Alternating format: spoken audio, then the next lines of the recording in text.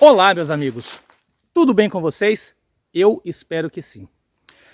Esses dias apareceu para mim a notícia de uma cantora famosa que quebrava todos os paradigmas da sociedade, subindo no palco com um short menor do que um band-aid, rebolando o seu popozão e atraindo multidões.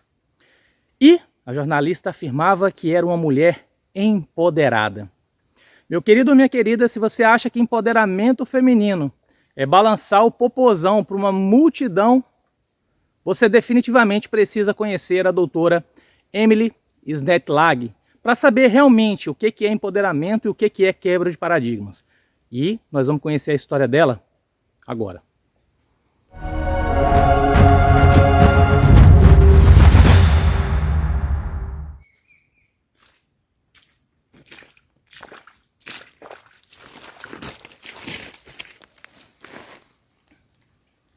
Olha que maravilhoso.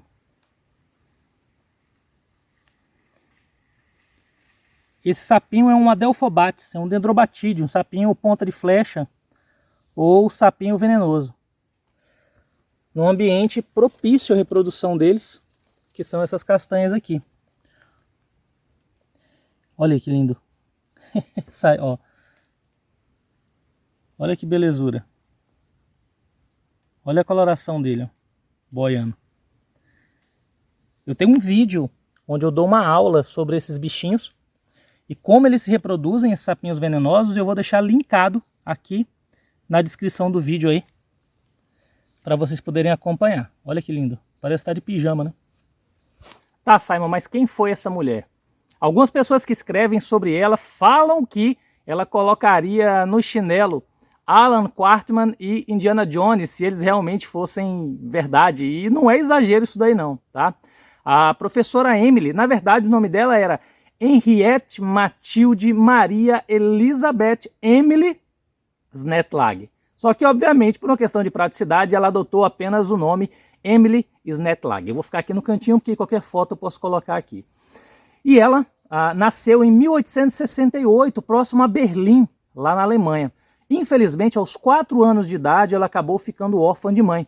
E a educação formal dela foi toda feita pelo pai, que era um reverendo. Tanto que aos 21 anos ela conseguiu licença para poder lecionar, para na verdade virar uma preceptora.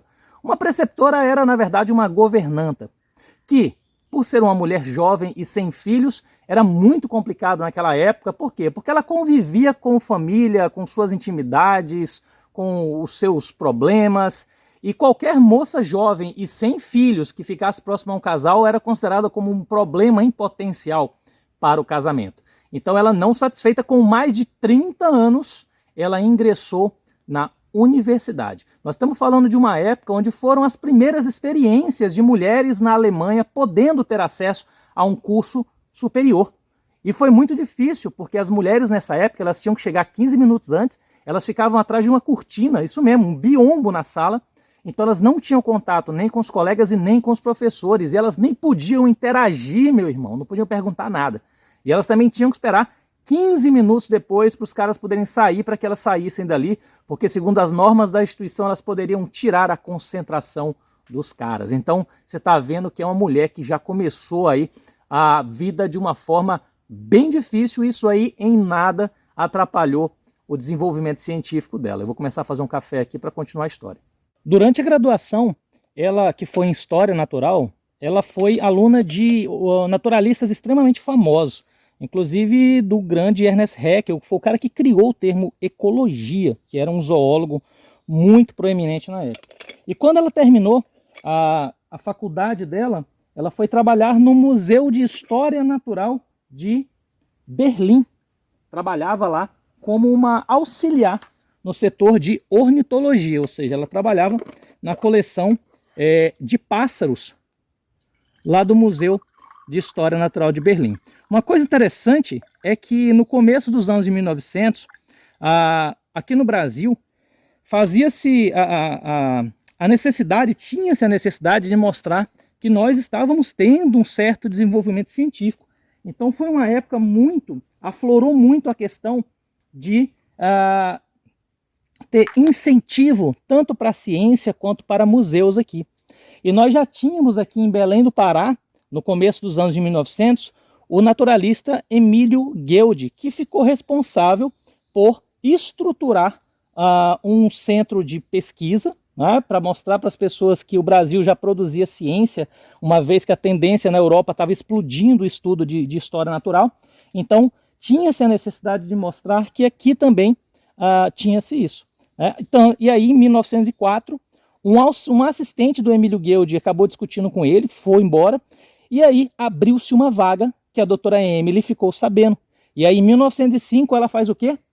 Vem para o Brasil, vem para Belém. Chegou aqui já com seus 37 anos de idade para poder trabalhar nessa instituição de pesquisa. Bom, em 1907, o Emílio Gueldi ele volta para a Suíça, né, ele sai da direção de zoologia do Museu Paraense, lá de Belém, e ela termina assumindo a direção de zoologia. E como ela trabalhava com aves, ela começou a perceber que a quantidade de exemplares lá era extremamente pequena, se nós formos ver a diversidade de aves que tem na Amazônia. E a partir daí ela começou a planejar as suas expedições, as suas prospecções, à procura de novos exemplares e à procura de poder fazer uma catalogação mais completa do que tínhamos até então lá no museu.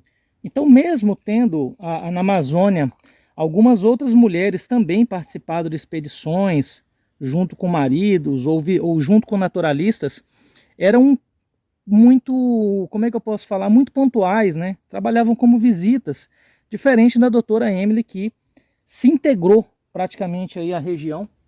Uma coisa muito importante, ela sempre manteve, antes disso, uma coisa interessante, ela assinava os seus artigos como homem, justamente porque mulheres tinham uma dificuldade muito grande na época em conseguir algumas coisas. Então ela trabalhava, ela mesma alegou que ela assinava como doutor Snetlag. E muitas pessoas elogiavam pra caramba isso, sem nem fazer ideia que elas eram mulheres. Embora ela nunca tenha se colocado como feminista, ela sempre se mostrou muito sensível sobre a luta que era para as mulheres poderem assumir alguns tipos de cargos e alguns tipos de funções nesse tempo. Então, da chegada dela aqui,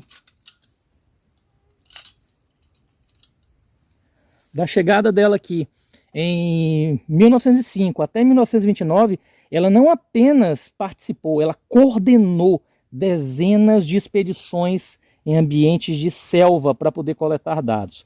Praticamente todos os rios do Pará ela percorreu ao longo desses rios, procurando espécies de aves e outros organismos que pudessem fazer parte da coleção do Museu Paraense, que mais tarde, em homenagem ao seu primeiro diretor, viria a se chamar Museu Paraense. Emílio Gueldi, se você mora no Pará, com certeza você conhece, é um lugar maravilhoso. Voltando. Então, apesar dela assinar como homem, ela sempre participou das expedições, sempre manteve o seu cabelo comprido e sempre manteve os seus longos vestidos, para manter essa identidade feminina aí no meio da selva. Uma das suas expedições mais insanas e mais elogiadas ocorreu em 1909. As pessoas tinham dúvida se o rio Tapajós e o rio Xingu, uma vez que eles correm em paralelo, se eles tinham algum elo de ligação. E ela resolveu fazer uma expedição para poder comprovar isso daí. E durante 4 meses, 4 meses, algumas provisões e 7 índios, 7 indígenas que ela utilizava como guia, percorreram todo esse trajeto. Só para chegar no rio Tapajós, ela levou 26 dias no meio da selva. Então você imagina o que é isso, meu irmão. Imagina o que é uma senhorinha com a sua inseparável espingarda, um mapa da época, que era o que ela tinha, e ela percorreu durante 4 meses até chegar ao final disso, e ela comprovou que não existia ligação entre esses rios. Esse feito foi tão insano que até o ex-presidente Theodore Roosevelt rasgou o véu para essa mulher, elogiou essa mulher, a força e a determinação que essa pequena doutora alemã tinha. Imagina só, maluco. Se hoje tem cara que chora para fazer uma trilha, irmão, imagina o que é você passar 4 meses torando mato aí, com indígenas aí para poder ver, comprovar se existe ligação entre rios ou não. Nós temos muito que aprender com essa mulher, cara.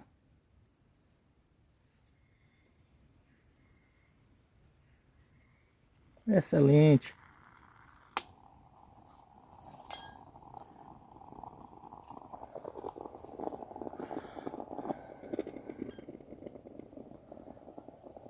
Ah, um detalhe interessante. Parte desse trajeto aí, ela fez com malária, meu irmão. Vocês estão vendo, meu? Não tem como eu não achar que essa mulher é caveirona demais, não, cara. Não tem como eu não amar o que essa mulher fez, cara. Em 1914, ela já tinha catalogado quase 1.200 aves e tinha feito a descrição da nova espécie de boa parte delas, ou seja, ela descreveu espécies, várias espécies, dezenas de espécies novas para a ciência e fez esse catálogo. Ah, ainda em 1914, ela estava em uma expedição em um rio chamado Rio Iriri, que é um afluente do Xingu. E ela na canoa, ela estava brincando assim, batendo na água, cara, e uma piranha mordeu o dedo da mão direita dela, o dedo do meio da mão direita dela. Deu uma bela mordida e arrancou um pedaço desse dedo. E esse dedo começou a infeccionar. Foi infeccionando até o momento em que ela decidiu que ela precisava amputar esse dedo para poder conter essa infecção.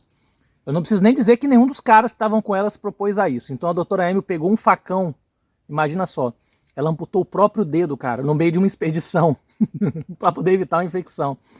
E aí, é brabo ou não é? Porém, nesse mesmo ano a situação ficou muito difícil com a questão da guerra. Todos os alemães que viviam no Brasil passaram a ser muito hostilizados e acabaram afastando ela da direção lá do Museu Paraense. Mesmo ela voltando depois, começou a ter problemas lá por 1920, 1921, uma vez que víamos uma grande depressão no Pará, e ela foi acusada de desviar alimento do zoológico do museu para poder ajudar os funcionários famintos do museu. Ela também tinha um coração muito grande. Mas aí a situação ficou insustentável e em 1922 ela foi, vou começar a encurtar a história, bicho, não vai demorar muito. Ela foi para o Museu Nacional do Rio de Janeiro, onde ficou como pesquisadora, ingressou na Academia Brasileira de Ciências, tá? E continuou fazendo as suas expedições pela Bahia, Minas, Rio de Janeiro. Cara, ela rodou toda a parte ali do Sudeste e Centro-Oeste ali, continuando com as suas expedições, até chegar o dia em que ela teria a última delas aqui onde eu vivo hoje, Porto Velho, Rondônia.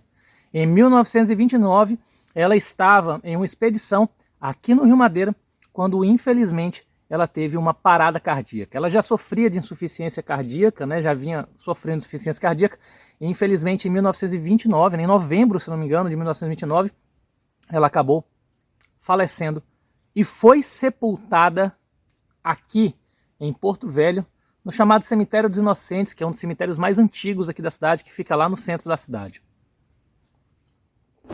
E provavelmente você deve estar bem curioso sobre a história do busto dela, que eu mostrei no vídeo que eu fiz sobre o Memorial Rondon, e eu falei que eu ia falar para vocês como é que aquilo aconteceu. Pois bem, meus amigos, no dia 8 de março, Dia Internacional da Mulher, eu fiz uma postagem no meu Facebook com uma foto da doutora Emily, narrando brevemente a garra que essa mulher tinha. E, por intermédio do destino, eu seguia mutuamente o superintendente de turismo aqui do estado de Rondônia, o Júlio Olivar, que era um cara que teve uma sensibilidade imensa, e ele se impressionou quando eu falei que ela tinha falecido aqui em Porto Velho. E ele falou: Simon, você sabe onde é que ela está? E eu falei que infelizmente não. Eu tinha um artigo, a única base que eu tinha é um artigo sobre ela, tem vários artigos publicados sobre as façanhas dela, que mostravam uma cruz apenas. E eu, um dia todo, passei lá no Cemitério dos Inocentes procurando registro lá e tentando, anteriormente eu tinha feito isso, tentando ver onde ela estava enterrada. Infelizmente, não teve marcação, provavelmente foi removido, ou outra sepultura foi feita em cima, o que foi uma grande tristeza. E eu expliquei isso para o superintendente, falei: olha, infelizmente é impossível encontrar o local onde ela foi sepultada por falta realmente de registro. E ele falou que vamos fazer uma cruz para ela, vamos tentar junto aqui a superintendência fazer uma cruz para ela. Eu já fiquei muito feliz, né? E dias depois ele falou: melhor ainda, eu vou fazer um busto dessa mulher. Aí eu nem preciso falar que eu fiquei radiante com a possibilidade de nós termos aqui uma homenagem para a doutora Emily.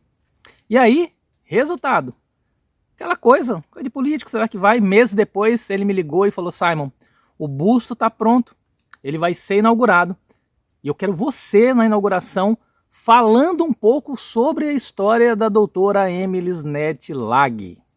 Imagina só, cara, e lá fui eu, né? Aí ó, magrelão ainda, né? E quando eu cheguei lá, estava lá simplesmente o comandante das Forças Armadas, diversos deputados estaduais, vereadores, o prefeito tinha passado lá, superintendente do Correio, Federação de Comércio e o governador, cara. O Dr. Confúcio Moura, que hoje, atualmente, ele é senador, que na época ele era governador. E eu fui lá para um pequeno púlpito e contei as façanhas da doutora Emily, que a galera apaixonou. O governador ficou impressionado, porque quase ninguém sabe da existência dessa mulher fora do mundo da ciência, cara. E ele ficou extremamente impressionado e tá aí esse busto até hoje. E é por isso que esse busto é tão importante para mim, porque foi de uma postagem minha do Facebook que hoje a gente tem uma homenagem para essa mulher. Muito foda, né? Tá doido, moleque? E antes de finalizar meu vídeo, eu usei essa faca aqui no meu último vídeo de café, e um dos inscritos perguntou se eu podia mostrar essa faca, mas tá aí, ó. Uma bainha em Kydex, apesar de eu usar mais a de couro, só que hoje, como eu coloquei no bolso, eu trouxe a bainha de Kydex. Então é uma faquinha utilitária, estilo bushcraft mesmo. Ela tem, o cabo dela em Celeron, né? Eu acho que é um Celeron, inclusive com inserção aqui de 2 diferentes. Ó.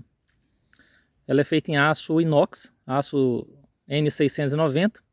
Ela tem 20 centímetros, 9 de lâmina, 10 de cabo, cerca de 2 centímetros e 2,2 de largura e 4 centímetros de espessura. E obviamente leva aqui a assinatura do meu querido amigo Jefferson Amaral, beleza? Então tá aí, ó. Faquinha muito top, que eu tenho usado de vez em quando aqui no mato, beleza?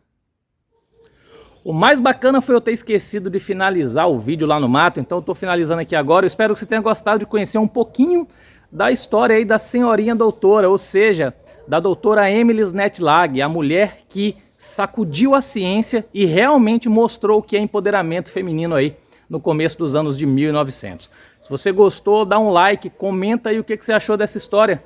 Seja sempre forte e corajoso, um grande abraço, até o próximo vídeo. Valeu!